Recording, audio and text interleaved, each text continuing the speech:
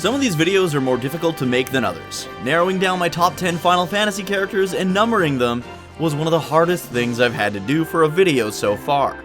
Final Fantasy has some of the best characters in gaming, and after being a fan since the beginning, I figured now was as good a time as any to talk about my favorites. Remember to like, subscribe, and ring the notification bell to help grow the channel, and let me know your favorite Final Fantasy characters in the comments below. Now let's get started.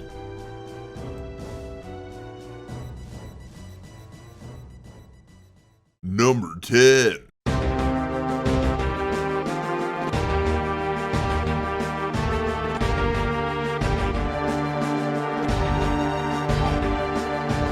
Number 10 is from many people's favorite game in the franchise. Cid Highwind enters the story of Final Fantasy VII a broken man. His dreams of making it to space were ruined by his assistant Shara, who put her life on the line to save his at the cost of his rocket launch failing.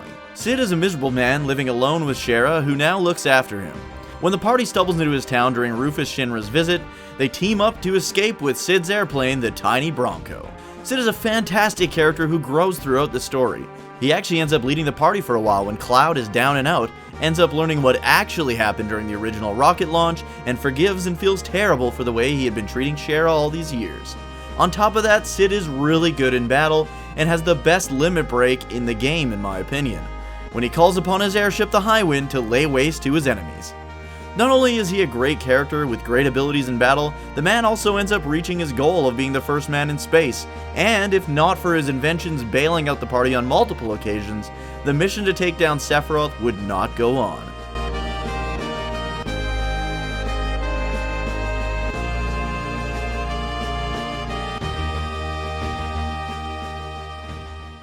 Number 9.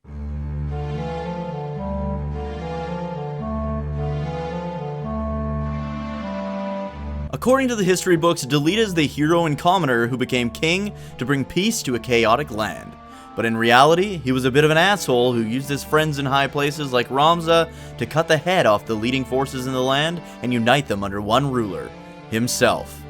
To Delita, the ends always justified the means. But he wasn't just some dastardly villain. Delita was brought up around nobles, yet was always meant to feel lesser to them because of his family's status as poor farmers. As his life went on, he became more and more fed up with this fact, until the day his sister was allowed to be sacrificed, for the greater good, to take down a member of an opposing army. After this moment, Delita fought to overthrow the nobles and recreate the hierarchy the way he believed it should be. The way Delita forced and calculated the events in Final Fantasy Tactics shows how intelligent and powerful this man is. From best friend to bitter yet sometimes reluctant rival, Delita's motives and morals are something the player and Ramza are continuously trying to figure out. And the fact that the very man who hated the class system and would do anything to kill anyone to reach his goals is a truly tragic irony. Would the young man before the events of Final Fantasy Tactics be proud, or hate the man he becomes in the end?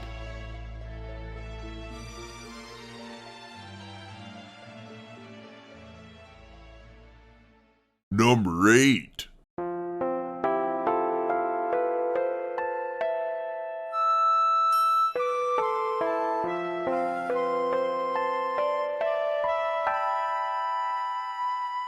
The daughter of the great Lord Braska who brought about the calm, Yuna goes on a pilgrimage to continue in her father's footsteps.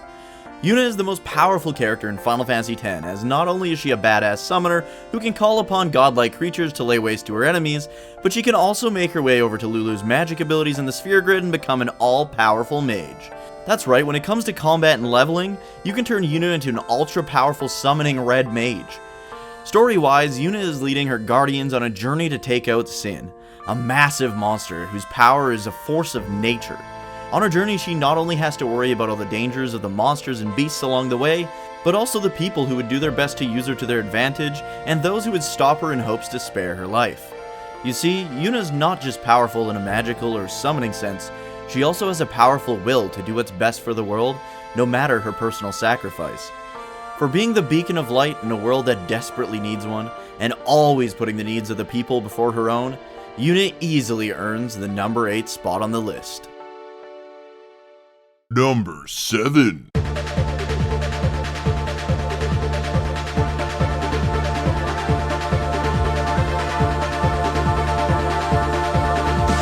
A soldier in the Galbadian army during the Sorceress War, Laguna's dream was to become a journalist who would travel the world, but what he became was so much more. Using his adventures in the army, Laguna would write for the Timber Maniacs magazine, chronicling his experiences and travels. Laguna was a great man with great aspirations, but when he found the nation of Esthar unearthing a monolithic crystal-like structure, him and his team were defeated and leapt into the sea below, fleeing for their lives. Laguna was nursed back to health by the woman who would become the love of his life, Rain, in Windhill. While the men of Windhill were away fighting in the Sorceress War, Laguna took it upon himself to protect the village from any enemies or monsters that would try to invade. After losing the woman he loved and having his daughter kidnapped, Laguna got the gang back together to search for his daughter and take out the sorceress. Before, as well as during the course of Final Fantasy VIII, Laguna's life and adventures are a highlight of this fantastic game. So many fans want to know more about his adventures during and even before the Sorceress War, but the small teases of information we got give us this great profile of this great man we all love. For putting an end to the Sorceress War that plagued the world, as well as being the most inspiring and likable character in this world of constant turmoil, Laguna stands strong at number 7.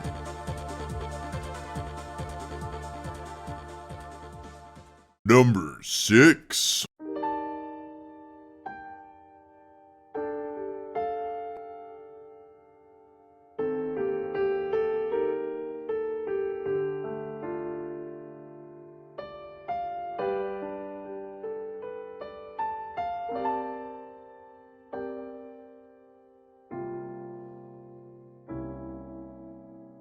Tifa is one of the greatest Final Fantasy characters of all time, and not just because she's an absolute babe with a huge rack.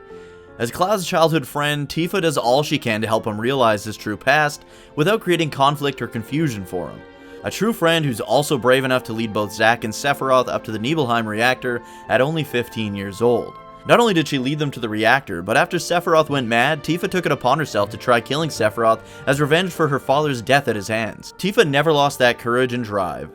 When she meets up with Cloud again years later, they catch up as old friends and she convinces him to join Avalanche. Together with Cloud in the party, Tifa helps to hunt down Sephiroth and lead Cloud to the truth about what happened years ago in their hometown. Tifa isn't just the most caring and bravest character in Final Fantasy VII, she's also really good in combat. Using her martial arts skills to be able to perform multiple combos during her limit break sets her ahead of the others. There's also a trick in Final Fantasy VII that makes Tifa super OP fairly early in the game. If you equip the Power Soul weapon and use Death Sentence on her to give her the status effect, then have her use Death Blow, you'll be one-hit killing dudes in no time. All these great reasons and more are why Tifa deserves to be the number 6 Final Fantasy character of all time. Suck it, Aeris fans.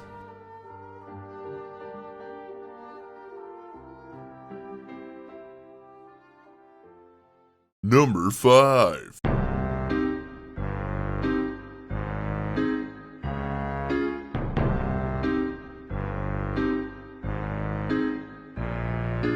Steiner may start off as an annoying buffoon, but as he grows through the story, he becomes one of the most likable, honorable, and powerful characters in Final Fantasy IX. Steiner is the leader of the Knights of Pluto, and it's his duty to serve under Queen Braun and protect the princess and the Kingdom of Alexandria. When presented with constant evidence that suggests Queen Braun's corruption, he still tries to see the good in her, owing his livelihood and status to this woman who saw something special in him. He's constantly outperformed by Beatrix, the top general of Alexandria, which creates a bit of a despising rivalry between the two of them. But when they both eventually realize what is at stake, they're able to grow and put their differences aside to protect the people of their great kingdom. Steiner's personal dilemma is that he feels like he must serve the now corrupt queen, who gave him the opportunity to lead his own knights. But as time goes on, he learns about the evils his master has done, and needs to decide what side he's on. Coming to terms with this information forces him to grow as a character, putting the protection of the fleeing and righteous Princess Garnet as his top priority. He eventually makes friends with the very people he was trying to arrest. Steiner's growth, his interaction with the other characters, and his passion to duty make him stand out among other characters in the franchise. He's a character that starts off annoying and comical, but becomes a powerful defender of what is right. For those reasons and more, Steiner stands strong, guarding the number 5 spot. Number 4.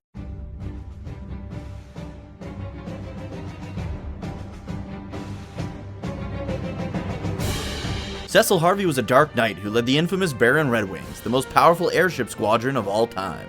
A grateful servant to the king, who took him in and raised him as his own. Cecil began to question both himself and his leader after a mission of unwarranted theft and possible genocide against the Mysidians and the Summoners of the Mist Village. After finding out he inadvertently murdered a young summoner's mother and burned her village to the ground, Cecil comes to his senses and vows to protect the girl as well as get to the bottom of what's going on with the nation he once served. Cecil's growth and internal conflict are central to the plot of Final Fantasy IV, and throughout his journey he finds himself fighting against not only his countrymen, but a man he considered like a brother as well. His courage, morality, and guilt are all used to mold himself into one of the greatest characters in Final Fantasy. His desire to repent and fight to defend those who can't defend themselves is a large part of what drives him to become the man he is in the after years. And once you get him back into your party in the after years, he continues to fight to protect all that he had fought for in the original Final Fantasy IV.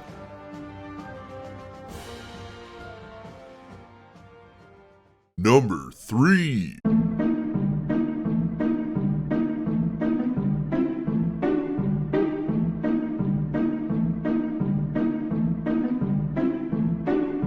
Vivi's story is that of dying and coping with the deaths of others. An innocent black mage, Vivi is childlike in design and nature.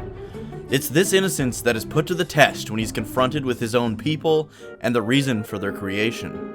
You see, black mages don't exist naturally in the world of Gaia, but are instead crafted using mist by factories in Dali to be used for war by Queen Braun. With this knowledge, Vivi's mind is in an ongoing conflict, not knowing if he's really alive or just a construct of man who doesn't matter. Throughout the game, this inner conflict continues to show up, and as he learns more about the Black Mages, he does what he can to protect them and his friends using his special powers. Vivi's journey is one of realization and heartbreak, and this story is told so damn well in Final Fantasy IX. When Vivi finally comes to terms with what he is, and takes it upon himself to make himself matter, he uses this knowledge to help others when they become depressed or conflicted about their own lives.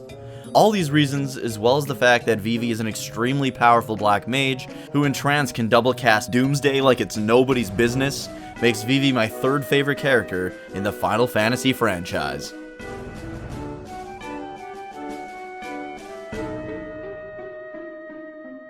Number 2.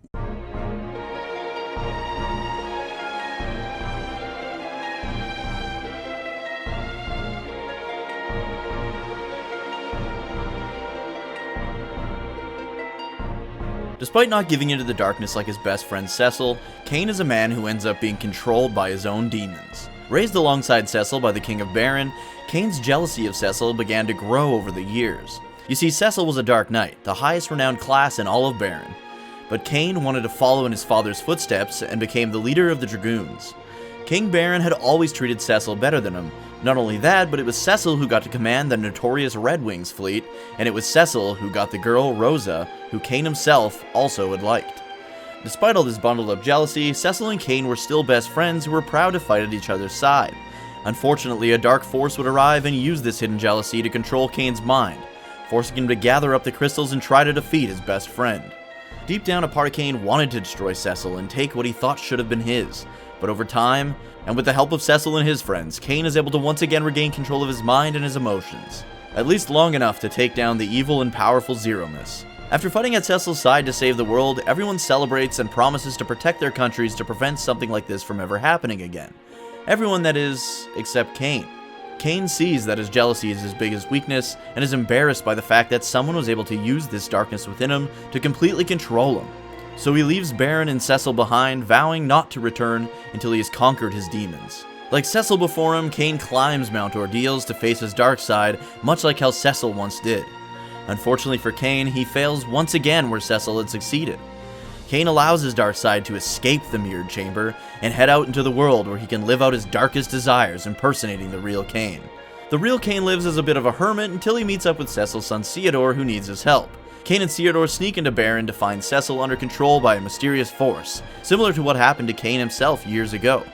Inside Baron Castle, Kain comes face to face with his evil self, and finally defeats him. But instead of killing his dark half, he comes to the realization that evil Kain is a part of him that he must come to terms with. It was never Cecil's fault that he was preferred over him. Cecil never asked to be treated better, he never forced Rosa to fall in love with him. Cain, in realizing he had only himself to blame for his issues, came to terms with this and absorbed his dark half, knowing full well that now he would be able to control and understand his feelings. After merging with his darkness, he is given the power of the Holy Dragoon and becomes quite possibly the most badass character in all of Final Fantasy. Cain's incredible personal journey across both Final Fantasy IV as well as the after years made him my second favorite Final Fantasy character of all time. We all have our flaws. We just need to do our best to make sure it's our assets that we focus on and not let our flaws and personal demons control us. All these reasons and the fact that Cain is the most badass character in all of Final Fantasy have him ranked so highly on my list. There's no duo better than Cecil and Cain.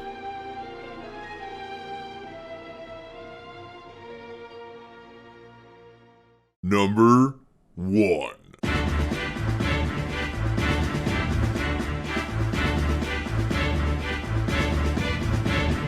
Zidane Tribal starts off as a happy-go-lucky thief who hangs out with a traveling theater group. But after a rocky rescue of Princess Garnet from her own kingdom, he's thrust into a grand adventure to uncover the truth about Alexandria, the world of Gaia, and most importantly, himself. Zidane lives by the motto that you don't need a reason to help people, and it shows in his character. Constantly going out of his way to help others and build them up, Zidane is a character that I myself aspire to be more like.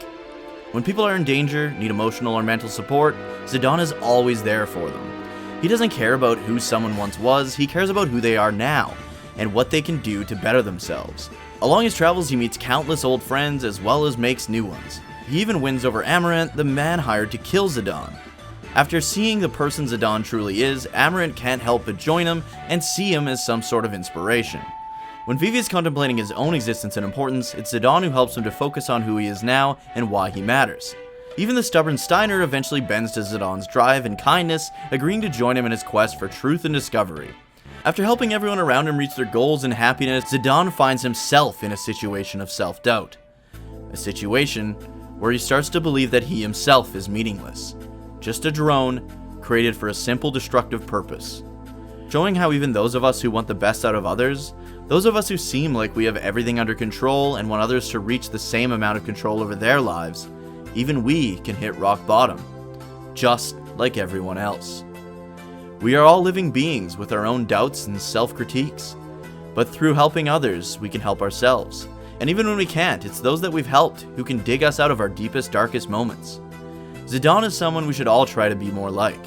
In this modern age of social media, we sometimes fail to see how we might be hurting others. At the same time, we're all here to enjoy ourselves. If we could all be more like Cecil, having the desire to see our faults and reconcile them, and Vivi, focusing on the person we are right now, and how to make the best of things while we're still around. And Cain, taking control of our undeserved negative thoughts and jealousy.